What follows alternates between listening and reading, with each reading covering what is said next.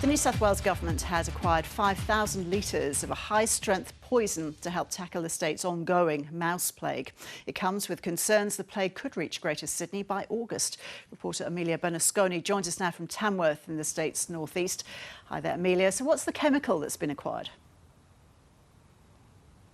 So the chemical is called bromadiolone. It's been described by the state's agriculture minister as amongst the strongest in the world to aid in combating this ongoing mouse plague. Some farmers across New South Wales have been dealing with mice at some level since the end of last year. That's obviously grown in huge numbers through to now. They're breeding later than expected, and this plague doesn't seem to be going anywhere anytime soon. Some farmers have reported losses in the tens of thousands of dollars.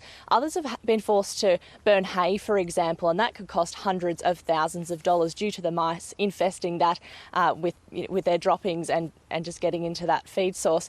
So this has come as mixed news, I suppose, this bromadiolone. There are concerns from ecologists and farmers that it might have secondary poisoning for wildlife and also pets.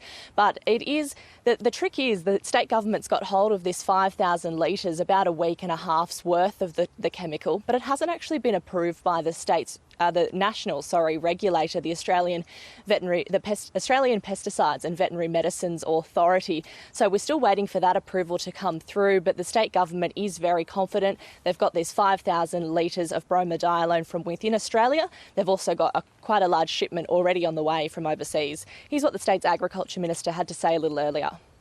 The procuring of 5,000 litres of this chemical means that we don't have to wait for the shipment to arrive from overseas before we can start handing this out completely free of charge to farmers. We can start the day after the APVMA gives the New South Wales government the green light while we're waiting for that shipment to arrive. So really now we're in the hands of the APVMA.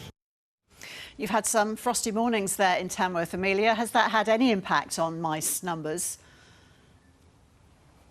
Well, that's been the talk the whole way through this plague, that it would be the cold conditions that might eventually will decrease the mice numbers. A lot of minus mornings here in Tamworth this week, but the numbers, it really hasn't touched them. We thought the floods earlier this year might have decreased those numbers as well, but they just breed so quickly that it's really hard to get on top of this. So the state government's come in with this chemical, and hopefully that will offer some reprieve, but these numbers, they're just not going away anytime soon.